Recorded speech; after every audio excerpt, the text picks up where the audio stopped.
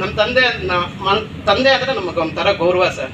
ನಮ್ಮ ತಂದೆಯವ್ರು ನಮ್ಮ ಮೇಲೆ ಈ ಥರ ಆದಾಗ ಬೇಸತ್ತು ನನ್ನ ಮಗ ಹಂಗೆ ಮಾಡಿಲ್ಲ ಅಂತ ಹೇಳ್ಬಿಟ್ಟು ರಾಜೀನಾಮೆ ಕೊಟ್ಟರೆ ಒಬ್ಬರಾದ್ರೂ ಕನಿಷ್ಠವಾಗಿ ಒಂದೇ ಒಂದು ಇದಕ್ಕಾಗ್ಲಿ ಬಂದು ಮಾತಾಡಿದ್ರೆ ಸರ್. 40 ವರ್ಷ ಸರ್ ಪಾರ್ಟಿಗೆ ದುಡ್ದಿರೋದು. ಒಂದು ಇಷ್ಟಾದ್ರೂ ಕರುಣೆ ಇಲ್ಲ ಸರ್ ಅವ್ರಿಗೆ, ಯಾರಿಗಾದ್ರೂ ಆಗಲಿ. 40 ವರ್ಷ ದುಡ್ದು ಪಾಪ ನಮ್ಮ ಮಗ ಈ ಥರ ಸಸ್ಪೆಂಡ್ ಮಾಡಿದ್ದಾರೆ, ಏನೂ ಅನ್ಯಾಯ ಇಲ್ಲ ಅಂತ ಹೇಳ್ಬಿಟ್ಟು ರಾಜೀನಾಮೆ ಕೊಟ್ಟರೆ ಒಂದೇ ಒಂದು ಉದ್ದೇಶಕ್ಕೆ ಏನಪ್ಪ ಯಾಕಪ್ಪ ರಾಜೀನಾಮೆ ಕೊಟ್ಟೆ ಅಂತ ಕೇಳಲಿಲ್ಲ ಅಂದರೆ ಇದಕ್ಕೆ ಯಾವ ಅರ್ಥ ಸರ್? ಪಾರ್ಟಿಯಲ್ಲಿ ಇರಬೇಕು ಅಂತ ನಾವು ಕೇಳ್ಕೊತಾ ಇರೋದು, ಪಾರ್ಟಿಯಿಂದ ದೂರ ಆಗಬೇಕು ಅಂತ ನಾವು ಕೇಳ್ಕೊತಾ ಇಲ್ಲ. ನಾನು ಅದು ಹೇಳಿದೆ, ನಮ್ಗೆ ಯಾರೇ ಸಸ್ಪೆಂಡ್ ಮಾಡಿದ್ರು ಒಂದು ವೇಳೆ ಉದ್ದೇಶ ರಾಹುಲ್ ಗಾಂಧಿ ಸರ್ ಸಸ್ಪೆಂಡ್ ಮಾಡಿದ್ರು ನಾವು ಕಾಂಗ್ರೆಸ್ ಪಾರ್ಟಿನೇ ಅಂತ ಇದ್ದೀವಿ ಹೊರತು ಯಾವುದೇ ಕಾರಣಕ್ಕೂ ನಾವು ಪಾರ್ಟಿ ವಿರೋಧನೂ ಅಲ್ಲ. ಯಾವುದೇ ಕಾರಣಕ್ಕೂ ನಮ್ಮ ಸಂಘಟನೆಯವ್ರಿಗೂ ಅದೇ ಕೇಳ್ಕೊಂಡಿದ್ದು, ನೀವೇನಾದರೂ ಮಾಡಬೇಕು ಅಂದರೆ ಸರ್ ಅವ್ರದ್ದೇ ಸಂಘಟನೆಗಳು, ಅವ್ರದ್ದು ನಮ್ಮ ದಲಿತ ಸಂಘಟನೆಗಳು ಅವ್ರದ್ದೇ ಹೋರಾಟಗಳು ಬೇರೆ ಥರ ಸ್ಟೈಲಲ್ಲಿ ಇರುತ್ತೆ. ಅವ್ರಿಗೂ ನಾನು ರಿಕ್ವೆಸ್ಟ್ ಮಾಡಿಕೊಂಡು ಯಾವುದೇ ಕಾರಣಕ್ಕೆ ಸರ್ಕಾರಕ್ಕೆ ಮುಜುಗಾರ ಆಗದೆ ಇದ್ದಂಗೆ, ಪಕ್ಷಕ್ಕೂ ಏನೂ ತೊಂದರೆ ಆಗದೆ ಇದ್ದಂಗೆ ನನಗೋಸ್ಕರ ನಿಲ್ಲಂಗಿದ್ರೆ ನಾನು ಬರ್ತೀನಿ ಅಂತಲೇ ಅವ್ರಿಗೆ ಕೇಳ್ಕೊಂಡಿದ್ದು. ಇಷ್ಟೆಲ್ಲ ನನಗೆ ನಾನು ಮೊದಲನೇದು ಇದು ಏನಕ್ಕೆ ಈ ಥರ ಮಾಡಬೇಕು ಅಂದರೆ, ರಾಜ್ಯದಲ್ಲಿ ಇವಾಗ ರಾಜ್ಯಾಧ್ಯಕ್ಷ ಸ್ಥಾನಕ್ಕೆ ಎಲೆಕ್ಷನ್ ನಡೀತಾ ಇದೆ, ಯುವ ಕಾಂಗ್ರೆಸ್ ಅಧ್ಯಕ್ಷ ಸ್ಥಾನಕ್ಕೆ.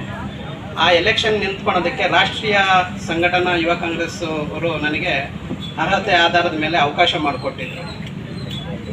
ಆ ಎಲೆಕ್ಷನ್ಗೆ ನಿಂತ್ಕೊಬೇಕು ಅಂತ ನನಗೆ ನಾಮಿನೇಷನ್ನು ನಾವೆಲ್ಲ ಹಾಕಿದ್ವಿ. ನಾಮಿನೇಷನ್ ಹಾಕಿದ್ಮೇಲೆ ಪ್ರದೀಪ್ ಈಶ್ವರ್ ಅವರು ಅಣ್ಣ ಅವರು ಹೋಗಿ ಏನಂತ ಹೇಳಿದರೆ DK ಸಾಹೇಬ್ರ ಹತ್ರ ಅವ್ನಿಗೆ ಅವಕಾಶ ಮಾಡಿಕೊಡ್ಬಾರ್ದು, ಅವ್ನಿಗೆ ಅವಕಾಶ ಮಾಡಿಕೊಟ್ರೆ ನಾನು ರಾಜೀನಾಮೆ ಕೊಡ್ತೀನಿ ಅಂತ ಧಮಕಿ ಹಾಕಿದ್ದಾರೆ. ನಾನು DK ಸಾಹೇಬ್ರ ಹತ್ರ ಹೋಗಿ ಕೇಳಿಕೊಂಡೆ, ಸರ್ ಈ ಥರ ನನಗೆ ನಾಮಿನೇಷನ್ ಹಾಕಿದ್ದೀನಿ, ಈ ನಾಮಿನೇಷನ್ಗೆ ಯಾರೋ ಅಬ್ಜೆಕ್ಷನ್ ಲೆಟ್ರ್ ಹಾಕಿದ್ದಾರೆ, ಈ ಥರ ಅಬ್ಜೆಕ್ಷನ್ ಲೆಟ್ರನ್ನ ರಿವೋಕ್ ಮಾಡಿಕೊಡ್ಬೇಕು ಅಂತಂದು. ಆಯಿತು ನಾಳೆ ಬಾರೋ ಮಾಡಿಕೊಡ್ತೀನಿ ಅಂತ ನಮಗೆ ಸಾಹೇಬರು ಹೇಳಿದ್ರು, DK ಸಾಹೇಬರು. ಮರುಸದಿನ ಹೋಗೋಷ್ಟೊತ್ತಿಗೆ ಪ್ರದೀಪ್ ಈಶ್ವರ್ ಸರ್ ಏನು ಮಾಡಿದ್ದಾರೆ, ಒಂದು ವಿಡಿಯೋ ಎಡಿಟ್ ಮಾಡಿ ಕಳಿಸಿದ್ದಾರೆ. ನಾನು ಸಸ್ಪೆಂಡ್ ಆದಮೇಲೆ ಮಾಡಿರೋ ವಿಡಿಯೋನ ಅವ್ರೇನು ಮಾಡಿದ್ದಾರೆ, 2 ನಿಮಿಷ ಮಾಡಿದ್ದಾರೆ. ನಾನು 5 ನಿಮಿಷ ಮಾಡಿ, ನಾನು ಸಸ್ಪೆಂಡ್ ಆಗಿರೋ ವಿಡಿಯೋ ಆದಮೇಲೆ ಮಾತಾಡಿರೋಂಥ ವಿಡಿಯೋನ 2 ನಿಮಿಷ ಮಾಡಿಬಿಟ್ಟು ಏಕವಚನದಲ್ಲಿ ಮಾತಾಡಿದ್ದಕ್ಕೆ ನಾನು ಸಸ್ಪೆಂಡ್ ಮಾಡಿದ್ದೀನಿ ಅಂತ ಸಾಹೇಬ್ರಿಗೆ ಕಳಿಸ್ಕೊಟ್ಟೆ. ನಾನು ಸಾಹೇಬರು ಹೇಳಿದ್ರು, ಈ ಥರ ಮಾತಾಡಿದ್ರೆ ಏನು ನಿನಗೆ ಸಸ್ಪೆಂಡ್ ಮಾಡಿದರೆ ಇನ್ನೇನೋ ಮಾಡಬೇಕು ಅನ್ನೋ ರೀತಿಯಲ್ಲಿ ಸಾಹೇಬರು ನನಗೆ ವಾರ್ನಿಂಗು ಮಾಡಿದ್ರು. ವಾರ್ನಿಂಗ್ ಮಾಡಿದಾಗ ಸರ್ ನನಗೆ ಸಸ್ಪೆಂಡ್ ಆದಮೇಲೆ ಈ ಥರ ನಮ್ಮ ತಂದೆಯವ್ರನ್ನ ಎಂಥ ಸೀನಿಯರ್ ಆದರೂ ನಾನು ಸಸ್ಪೆಂಡ್ ಮಾಡೋದೆ ಅಂತ ಏಕವಚನದಲ್ಲಿ ಈ ಥರ ಧ್ವನಿ ಕೂಡಿಸಿದ್ದಕ್ಕೋಸ್ಕರ ನಾನು ಈ ಥರ ಮಾತಾಡಿದ್ದು ಸರ್ ಅಂತ ನಾನು ಮಾತಾಡಿರೋ ಇದು ವಿಡಿಯೋನ ನಾನು ಪೂರ್ತಿ ತೋರಿಸಿದೆ.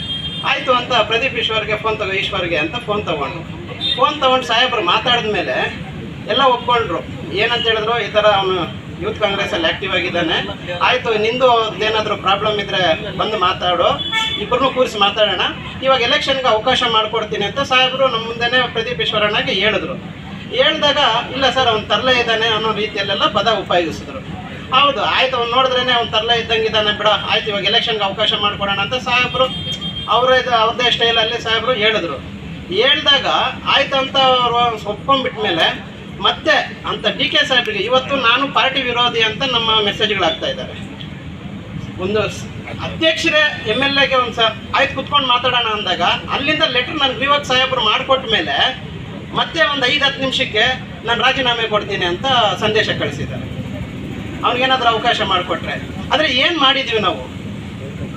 ಯಾರಾದರೂ ನಮಗೆ ಅಧ್ಯಕ್ಷರಾಗ್ಬೋದು, ನಮ್ಮ ಸಾಹೇಬ್ರು ಮಿನಿಸ್ಟರ್ ಸಾಹೇಬ್ರು ಬಂದು ಕೇಳಿದ್ರೆ ನಾವು ಏನು ಕೆಲಸ ಮಾಡಿದ್ದೀವಿ ಅಂತ ಅವ್ರಿಗೂ ಗೊತ್ತು. ಪಾಪ ಅವ್ರಿಗೂ ಧಮಕಿ ಹಾಕ್ತಾರೆ. ಮಿನಿಸ್ಟರ್ ಸಾಹೇಬರು ನಮ್ಮ ಪರನೇ ಇದ್ದಾರೆ, ಪಾಪ ಜಿಲ್ಲಾಧ್ಯಕ್ಷರು ಇದ್ದಾರೆ. ಆದರೆ ಅವ್ರಿಗೆ DK ಸಾಹೇಬ್ರೆ ಆ ಥರ ಅಂದ್ಬಿಟ್ಟ ಮೇಲೆ DK ಸಾಹೇಬ್ರು ನನಗೆ ಹೇಳಿದ್ರು ಏನೋ ರಾಜೀನಾಮೆ ಕೊಡ್ತಾರೆ ಅಂತ, ಅದಕ್ಕೆ ನಾನು ಏನೋ ಮಾಡೋಕ್ಕಾಗುತ್ತೆ. ಈ ಪದನ ಬಂದು ನಾನು ನಮ್ಮ ಸಾಹೇಬ್ರ ಹತ್ರ ಹೇಳಿದಾಗ ಅವರೇ ಏನೋ ಮಾಡೋಕ್ಕಾಗುತ್ತೆ, ನಾವೇನು ಮಾಡೋಕ್ಕಾಗುತ್ತೆ ಅನ್ನೋ ರೀತಿಯಲ್ಲಿ ಅವರೇ ಭಯಪಟ್ಟು ಈ ಪೊಸಿಷನ್ಗೆ ಬಂದಿದ್ದೀನಿ. ಇವತ್ತು ನನ್ನ ಟೇಲ್ ಉಳಿಸ್ಕೊಳೋದಕ್ಕೆ ಪ್ರೊಟೆಸ್ಟ್ ಮಾಡ್ತಾ ಇದ್ದೀನಿ ಹೊರತು ನಾನು ಪಾರ್ಟಿಯಿಂದ ದೂರ ಹೋಗೋದಕ್ಕಾಗಲಿ ಸರ್ಕಾರ ವಿರುದ್ಧವಾಗಲಿ ನಾವು ಮಾಡ್ತಾ ಇಲ್ಲ ಸರ್. ಇದು ಅಲ್ಲ, ಶಾಸಕರು ನಿಮಗೆ ನೇರವಾಗಿ ಏನಾದರೂ ಹೇಳಿದಾರಾ ಸರ್? ನೇರವಾಗಿ ಏನಿಲ್ಲ, ಗ್ರೂಪಲ್ಲಿ ನೀವೇ ನೋಡಿದ್ರೆ. ನನಗೆ ಇವಾಗವರೆಗೂ ಶೋಕೇಶ್ ನೋಟ್ ಕೊಟ್ಟಿಲ್ಲ. ರೆಹಮಾನ್ ಖಾನ್ ಸರ್ ಹತ್ರನೂ ಹೋದ್ವಿ. ಸರ್ ಏನು ಸರ್ ಇದು ನಿಜನೇನಾ, ನೀವು ಕೊಟ್ಟಿರೋದೇನಾ, ಈ ಥರ MLA ಅವರು ನಮ್ಮನ್ನು ಸಸ್ಪೆಂಡ್ ಲೆಟ್ರು ಈ ಥರ ಗ್ರೂಪ್ಗಳಲ್ಲಿ ಹಾಕಿದ್ದಾರೆ, ನಿಜಾನ ಅಂದರೆ ಹೂನಪ್ಪ ಈ ಥರ ಸರ್ ನಾನು ಈ ಥರ ಒಂದು XMLA ಮಗ ಈ ಥರ ಸ್ಟೇಟ್ ಜನರಲ್ ಸೆಕ್ರೆಟರಿ ಸರ್, ಜಂಟಿ ಕಾರ್ಯದರ್ಶಿ ಅಂತ ಕೇಳಿದಾಗ ಅಯ್ಯೋ ಅದನ್ನ ಹಂಗೆ ಹೇಳಲಿಲ್ಲಪ್ಪ, ಯಾರು ಬೀದಿ ಬದಿಯಲ್ಲಿ ಓಡಾಡೋನು ಏನೇನೋ ಪೋಸ್ಟ್ಗಳಾಗ್ತಾ ಇದ್ದಾನೆ, ಸಸ್ಪೆಂಡ್ ಮಾಡಿ ಅಂದರು. ನಾನು ಮಾಡಿಬಿಟ್ನಪ್ಪ, ನನಗೆ ಗೊತ್ತಿಲ್ಲದೆ ಒಂದು MLA ಹೇಳಿದ್ಮೇಲೆ ಕೇಳಬೇಕಾಗುತ್ತೆ ಅಂದರೆ. ಆಯಿತು ಇವಾಗ ಏನು ಮಾಡೋದು ಸರ್, ಅವ್ರನ್ನ ನಾನೇನಾದರೂ BJPಗೆ ಸಪೋರ್ಟ್ ಮಾಡಿದ್ದೀನಿ ಅಂತ ಏನಾದರೂ ಒಂದು ಉದ್ದೇಶ ಒಂದೇ ಒಂದು ಪ್ರೂಫ್ ಇದ್ದರೆ ನಾನು ಅದನ್ನ ಕ್ವಶನ್ನು ಕೇಳಿದೆ. ಅದಕ್ಕೆ ಒಂದೇ ಒಂದು ಪ್ರೂಫ್ ಇದ್ರೆ ನೀವು ಹೇಳಿದ್ದಕ್ಕೆ ಇರುತ್ತೆ. ಆಯಿತು, ನಾನೊಂದು ವಾರ ಹೇಳಿದ್ದೀನಿ ಅವ್ರಿಗೆ, ಒಂದು ವಾರದಲ್ಲಿ ಅದನ್ನು ವಾರದಲ್ಲಿ ನಿಮ್ದು ಎವಿಡೆನ್ಸ್ ಕೇಳಿದ್ದೀನಿ, ಕೊಡಲಿಲ್ಲ ಅಂದರೆ ರಿವೋಕ್ ಮಾಡೋಣ, ನೀವು ಜಿಲ್ಲಾಧ್ಯಕ್ಷರ ಹತ್ರದಿಂದ ಒಂದು ಲೆಟ್ರ್ ತೊಗೊಂಬನ್ನಿ ಅಂದರೆ. ನಾನು ಜಿಲ್ಲಾಧ್ಯಕ್ಷರನ್ನ ಕೇಳಿದೆ ಬಂದಮೇಲೆ, ಸರ್ ಹಿಂಗೆ ಹೇಳ್ತಾ ಇದ್ದಾರೆ ಅಂತ. ಜಿಲ್ಲಾಧ್ಯಕ್ಷರು ಹೇಳಿದ್ರು, ನೋಡಪ್ಪ MLA ನಿನ್ನ ವಿರುದ್ಧವಾಗಿ ಲೆಟ್ರ್ ಕೊಡು ಅಂದರು. ನಾನು MLAಗೂ ಕೊಡಲಿಲ್ಲ, ನಿನಗೂ ಅದೇ ಥರ ನಾನು ಕೊಡೋಕ್ಕಾಗೋದಿಲ್ಲ, ಇದನ್ನು ಪರಿಸ್ಥಿತಿ ಕುತ್ಕೊಂಡು ಮಾತಾಡೋಣ ಅಂತ ಒಂದು ಸರಿ ಹೇಳಿದ್ರಷ್ಟೇ. ಇಷ್ಟು ಬಿಟ್ಟರೆ ಇವತ್ತವರೆಗೂ ನಮ್ಮನ್ನು ಕೂರಿಸಿ ಸಮಾಧಾನ ಮಾಡಿಸೋ ಅಷ್ಟು ಪೊಸಿಷನಲ್ಲಿ ಯಾರೂ ಮಾಡಲಿಲ್ಲ. ನಮಗೇನು ಬಾಧೆ ಅಂದರೆ, ನನಗೆ ಇದಿಷ್ಟೆಲ್ಲ ಬಾಧೆ ಏನು ಗೊತ್ತಾ, ನಮ್ಮ ತಂದೆ ಅಂದರೆ ನಮಗೆ ಒಂಥರ ಗೌರವ ಸರ್. ನಮ್ಮ ತಂದೆಯವ್ರು ನಮ್ಮ ಮೇಲೆ ಈ ಥರ ಆದಾಗ ಬೇಸೆತ್ತು, ನನ್ನ ಮಗ ಹಂಗೆ ಮಾಡಿಲ್ಲ ಅಂತ ಹೇಳ್ಬಿಟ್ಟು ರಾಜೀನಾಮೆ ಕೊಟ್ಟರೆ, ಒಬ್ಬರಾದ್ರೂ ಕನಿಷ್ಠವಾಗಿ ಒಂದೇ ಒಂದು ಇದಕ್ಕಾಗ್ಲಿ ಬಂದು ಮಾತಾಡಿದ್ರೆ ಸರ್. 40 ವರ್ಷ ಸರ್ ಪಾರ್ಟಿಗೆ ದುಡ್ದಿರೋದು, ಒಂದು ಇಷ್ಟಾದ್ರೂ ಕರುಣೆ ಇಲ್ಲ ಸರ್ ಅವರಿಗೆ. ಯಾರಿಗಾದ್ರೂ ಆಗಲಿ 40 ವರ್ಷ ದುಡ್ದು ಪಾಪ ನಮ್ಮ ಮಗ ಈ ಥರ ಸಸ್ಪೆಂಡ್ ಮಾಡಿದ್ದಾರೆ, ಏನೂ ಅನ್ಯಾಯ ಇಲ್ಲ ಅಂತ ಹೇಳ್ಬಿಟ್ಟು ರಾಜೀನಾಮೆ ಕೊಟ್ಟರೆ, ಒಂದೇ ಒಂದು ಉದ್ದೇಶಕ್ಕೆ ಏನಪ್ಪ ಯಾಕಪ್ಪ ರಾಜೀನಾಮೆ ಕೊಟ್ಟೆ ಅಂತ ಕೇಳಲಿಲ್ಲ ಅಂದರೆ ಇದಕ್ಕೆ ಯಾವ ಅರ್ಥ ಸರ್? ಪಾರ್ಟಿಯಲ್ಲಿ ಇರಬೇಕು ಅಂತ ನಾವು ಕೇಳ್ಕೊತಾ ಇರೋದು, ಪಾರ್ಟಿಯಿಂದ ದೂರ ಆಗಬೇಕು ಅಂತ ನಾವು ಕೇಳ್ಕೊತಾ ಇಲ್ಲ. ನಾನು ಅದು ಹೇಳಿದೆ, ನಮ್ಗೆ ಯಾರೇ ಸರ್ ಸಸ್ಪೆಂಡ್ ಮಾಡಿದ್ರು ಒಂದು ವೇಳೆ ಉದ್ದೇಶ, ರಾಹುಲ್ ಗಾಂಧಿ ಸರ್ ಸಸ್ಪೆಂಡ್ ಮಾಡಿದ್ರು ನಾವು ಕಾಂಗ್ರೆಸ್ ಪಾರ್ಟಿನೇ ಅಂತ ಇದ್ದೀವಿ ಹೊರತು ಯಾವುದೇ ಕಾರಣಕ್ಕೂ ನಾವು ಪಾರ್ಟಿ ವಿರೋಧನೂ ಅಲ್ಲ. ಯಾವುದೇ ಕಾರಣಕ್ಕೂ ನಮ್ಮ ಸಂಘಟನೆಯವ್ರಿಗೂ ಅದೇ ಕೇಳ್ಕೊಂಡಿದ್ದು, ನೀವೇನಾದರೂ ಮಾಡಬೇಕು ಅಂದರೆ ಸರ್ ಅವ್ರದ್ದೇ ಸಂಘಟನೆಗಳು, ಅವ್ರದ್ದು ನಮ್ಮ ದಲಿತ ಸಂಘಟನೆಗಳು ಅವ್ರದ್ದೇ ಹೋರಾಟಗಳು ಬೇರೆ ಥರ ಸ್ಟೈಲಲ್ಲಿ ಇರುತ್ತೆ. ಅವ್ರಿಗೂ ನಾನು ರಿಕ್ವೆಸ್ಟ್ ಮಾಡಿಕೊಂಡು ಯಾವುದೇ ಕಾರಣಕ್ಕೆ ಸರ್ಕಾರಕ್ಕೆ ಮುಜುಗರ ಆಗದೆ ಇದ್ದಂಗೆ, ಪಕ್ಷಕ್ಕೂ ಏನೂ ತೊಂದರೆ ಆಗದೆ ಇದ್ದಂಗೆ ನನಗೋಸ್ಕರ ನಿಲ್ಲಂಗಿದ್ರೆ ನಾನು ಬರ್ತೀನಿ ಅಂತಲೇ ಅವ್ರಿಗೆ ಕೇಳ್ಕೊಂಡಿದ್ದು. ಇಷ್ಟೆಲ್ಲ ನಮಗೆ ಈ ತೊಂದರೆಗಳು ಕೊಡ್ತಾ ಇದ್ರೆ ಏನು ಆದ್ನ ಎಲೆಕ್ಷನ್ಗೂ ನೋಡಿ ಸರ್, B4M ಬರಬೇಕಂದ್ರೆ ನಾನೇ ಅದಕ್ಕೆ ಕಾರಣ. ಎಲ್ಲೋ ಫ್ಲೈಟಲ್ಲಿ ಬಂದಂಗೆ ಹೇಳ್ತಾನೆ, ನಾನು ಆಡಿದ ಅಪಾತಿಗಳ ಲೀಡರ್ಗಳಲ್ಲಿ ನನ್ನ ಹತ್ರ ಇಷ್ಟು ಕೋಟಿ ಕೊಟ್ಬಿಟ್ಟಿದ್ದಾರೆ, ಇದೇ ನನ್ನ ಹತ್ರ, ನೀವು ಧೈರ್ಯವಾಗಿರ್ಲಿ ಅಂತ ನಾವು ಊಜಿ ಮಾತುಗಳು ಹೇಳ್ಕೊಂಡು ಬಂದಿದ್ದಕ್ಕೆ MLA B4M ಬಂದಿದ್ದು. ಎಲ್ಲೋ ಫ್ಲೈಟಲ್ಲಿ ಬಂದಂಗೆ ಅವತ್ತು ಅದನ್ನ ಬಂದ ದೆಪ್ಪಕೊಂಡ ಜರ್ ಗಾರ್ಡನಲ್ಲಿ ಇದರಲ್ಲಿ ಬಂದು ದೆಪ್ಪಕೊಂಡಾಗ 22ನೇ ತಾರೀಕು ಬಂದು ಮೊಬೈಲ್ ಎಲ್ಲ ಗಜ್ಜಿ ಮೊಬೈಲ್ ಎತ್ಕೊಂಡ್ಬಂದು ದೆಪ್ಪಕೊಂಡ. ನಾವು ಅನ್ಕೊಂಡೆ ಅಯ್ಯೋ ಯಾವ ಕರ್ಮನಪ್ಪ ಇದು ಅಂತ. ನಾನು ನಮ್ಮ ಫ್ರೆಂಡ್ಗೂ ಹೇಳಿದೆ, 6 ತಿಂಗಳಲ್ಲಿ ನಮ್ಮ ಚಪ್ಪಲಿಯಲ್ಲಿ ನಾವು ಹೊಡ್ಕೊಬೇಕು, ಗೆಲ್ತಾರೆ, ಯಾರು ನಿಂತರು ಗೆಲ್ತಾರೆ ಬಲ್ಜಿಗರು. ಯಾಕಂದ್ರೆ ಬಲ್ಜಿಗರು ಒಟ್ಟು ಕಾಂಗ್ರೆಸ್ ಗೆಲ್ಲದೆ ಇರೋದ್ರ ಉದ್ದೇಶದಿಂದ ಒಂದು ಬಲ್ಜಿಗ ಕ್ಯಾಂಡಿಡೇಟ್ ಆದರೆ ಗೆಲ್ತಾರೆ ಅನ್ನೋ ಒಂದು ಮನೋಭಾವದಿಂದ ಪಾರ್ಟಿಯಲ್ಲಿ ಸುಧಾಕರ್ನ ಓಡಿಸ್ಬೇಕು ಅನ್ನೋ ಒಂದೇ ಒಂದು ಉದ್ದೇಶಕ್ಕೆ ನಾವು ಮಾಡಿದ್ದ ನಾಟಕದಲ್ಲಿ ಇದನ್ನ ಬಂದ ಹೊರತು ನಾನು ಡೈಲಾಗಲ್ಲಿ ಗೆದ್ದೆ, ಅದರಲ್ಲಿ ಗೆದ್ದೆ, ಇದರಲ್ಲಿ ಗೆದ್ದೆ ಅಂತ ಇದು ಮಾಡ್ತಾರೆ. ಫ್ಲೈಟಲ್ಲಿ ಬಂದಂಗೆ B4M ಹೇಳ್ತಾರೆ, ಅಲ್ಲಿಂದ ತಂದೆ ಅಂತ ಹೇಳ್ಬಿಟ್ಟು. ನೋಡಿ ಸರ್, ನಮ್ಮ ಅಣ್ಣದು ಅಷ್ಟೇ ಹೇಳ್ತೀನಿ. ಪಾಪ ನಮ್ಮ ಅಣ್ಣನೂ ಒಂದು ವಾಯ್ಸ್ ಮೆಸೇಜ್, ನಮ್ಮ ಅಣ್ಣ ಅಂದರೆ ನನಗೆ ಜಾಸ್ತಿ ಲವ್ ಸರ್. ಅವನಿಗೋಸ್ಕರ ನಾವು ಬದುಕಿರೋದು. ನಾವು ಮನೆಯಲ್ಲಿ 14 ವರ್ಷ ನನಗೆ ಮದುವೆ ಆಗಿ, ನಮ್ಮ ಅಣ್ಣಗೆ 15-16 ವರ್ಷ ಆಗಿದೆ. ಯಾವತ್ತೂ ನಾವು ಇಬ್ಬರು ಜೊತೆಯಲ್ಲೇ ಕೂಡ ಒಂದೇ ಮನೆಯಲ್ಲಿದ್ದಾರೆ. ಅವ್ರಿಗೆ ಇವತ್ತು ಧಮಕಿ ಆಗೋತ್ತ ಕೆಲಸ ಮಾಡ್ತಾ ಇದ್ದಾರೆ. ಆದರೆ ಪಾಪ ಅವನು ಎಲ್ಲರೂ ಒಂದಾಗೋಗ್ತಾ ಇದ್ದಾರೆ, ನೀನು ಯಾಕೆ ಹಾಳಾಗಿ ಹೋಗ್ತಾ ಇದೆಯಾ ಅನ್ನೋ ಒಂದು ಉದ್ದೇಶಕ್ಕೆ ಪಾಪ ಅವನು ಒಂದು ವಾಯ್ಸ್ ಮೆಸೇಜ್ ಹಾಕಿದ್ದಾನೆ. ಅವತ್ತಿದೆ, ನಾನೇನಾದರೂ ತಪ್ಪು ಮಾಡಿದ್ದೆ ನನ್ನ ಹಿಸ್ಟ್ರಿಯಲ್ಲಿ ಸರ್, ನಾನು ಮಾಡ್ಕೊಂಡಿರೋ ಮದುವೆಯಲ್ಲಿ ಮಾತ್ರ ನಾನು ತಪ್ಪು ಮಾಡಿದ್ದೀನಿ ಸರ್. ಏನೋ ನನಗೆ ಅವತ್ತು ಅನುಭವ ಇತ್ತೋ ಇಲ್ಲ ಗೊತ್ತಿಲ್ಲ, ನಾನು ಮಾಡ್ಕೊಂಡಿರೋ ಮದುವೆಯಲ್ಲಿ ನಾನು ನಮ್ಮ ಹೆಂಡತಿಗೆ ಮೋಸ ಮಾಡಿದ್ದೀನಿ ಹೊರತು ನಮ್ಮ ಹುಡುಗಿಗೆ ಅದನ್ನು ನಾನು ಯಾವ ಥರ ತಿದ್ದುಕೊಂಡು ನಮ್ಮ ಮನೆಯಲ್ಲಿ ನನಗೆ ಲಕ್ಷ್ಮಿ ಥರ ಇಟ್ಕೊಂಡಿದ್ದೀನಿ, ನಮ್ಮ ತಾಯಿ ಥರ ಇಟ್ಕೊಂಡಿದ್ದೀನಿ.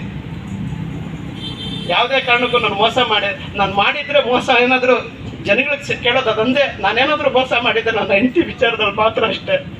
ನಾನು ಯಾವತ್ತೂ ಇರೋದು ಇದೇ ಸ್ಟ್ರೈಟ್ ಫಾರ್ವರ್ಡ್ ಆಗಿರ್ತೀನಿ. ಇದೇ ಥರ ಏನಾದರೂ ಆಗಲಿ ಧೈರ್ಯವಾಗಿ ನಿಂತ್ಕೊತೀನಿ. ಸಾಯಿದಿರ ಬದುಕಿದ್ರೆ ಏನು ಬೇಕಾದ್ರೆ ಎದ್ಸಕ್ಕೆ ರೆಡಿ ಇರ್ತೀನಿ ಸರ್. ಆದರೆ ಯಾವತ್ತೇ ಆಗಲಿ ಚೇಳೋ ಥರ ಭಯ ಇಕ್ಸಿದ್ರೆ ಏನೋ ಒಂದು ಇದ್ರ ಥರ ನಾನು ಓಡೋಗೋಣಂತಾನಲ್ಲ ಸರ್.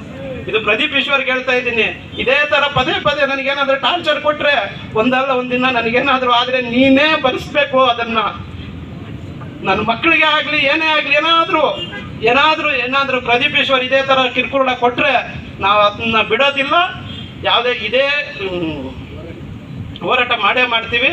ಹೋರಾಟದಕ್ಕಿಂತ ಹೋರಾಟ ಸರ್, ಪ್ರತಿಯೊಬ್ಬರು ಹೋರಾಟದಿಂದ ಗೆದ್ದುಕೊಂಡ್ಬರ್ತಾರೆ. ಹೋರಾಟಕ್ಕೂ ಬೆಲೆ ಸಿಗಲ್ಲ ಸರ್, ಯಾರೂ ಕೇಳಲ್ಲ ಸರ್. ಏನು ಇದು ನಾವು ಮಾಡಿದ ತಕ್ಷಣ ಇದೆಲ್ಲ ಸರೋಗುತ್ತೆ ಅನ್ನೋದು ಅಲ್ಲ ಸರ್.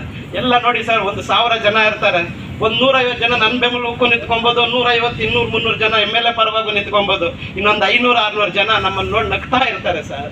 ಇದು ರಾಜಕಾರಣ ಸರ್. ಏನೋ ನಾನು ಬಂದಿಲ್ಲಿ ಕುತ್ಕೊಂಡಿದ್ದ ತಕ್ಷಣ ನನ್ನನ್ನು ಗೆದ್ದು ಬಿಡ್ತೀನಿ ಅಂತ ನಾನೇನು ಬಂದಿಲ್ಲ ಸರ್. ನನ್ನ ಛಲಕ್ಕೆ ನಾನು ಬಂದಿದ್ದೀನಿ ಅಷ್ಟೇ ಸರ್. ನಮ್ಮ ಮಿನಿಸ್ಟರ್ ಸಾಹೇಬ್ರಿಗೂ ಅಷ್ಟೇ ಹೇಳ್ತಾ ಇರೋದು, ನಮ್ಮ ಶಿವಶಂಕರ್ ರೆಡ್ಡಿ ಅಣ್ಣ, ಸುಬ್ಬಾರೆಡ್ಡಿ ಅಣ್ಣ ಅವ್ರು ಎಲ್ಲರಿಗೂ ಇದನ್ನು ಟಾರ್ಚರೇ ಸರ್. ನಿಜವಾಗ್ಲೂ ಸರ್, ಅವ್ರು ಪಾಪ ಹೇಳ್ಕೊಳಕ್ಕಾಗಲ್ಲ, ಅಧಿಕಾರದಲ್ಲಿ ಇರ್ತಾರೆ, ಹೇಳ್ಕೊಳಕ್ಕಾಗಲ್ಲ ಪಾಪ. ಅವ್ರಿಗೂ ಪಾಪ ನಮ್ಮನ್ನ ಏನೋ ಒಂಥರ ಮಾತಾಡಕ್ಕೂ ಆಗಲ್ಲ, ಬಿಡಕ್ಕೂ ಆಗಲ್ಲ, ಆ ರೀತಿ ಆಗೋಗ್ಬಿಟ್ಟೈತೆ.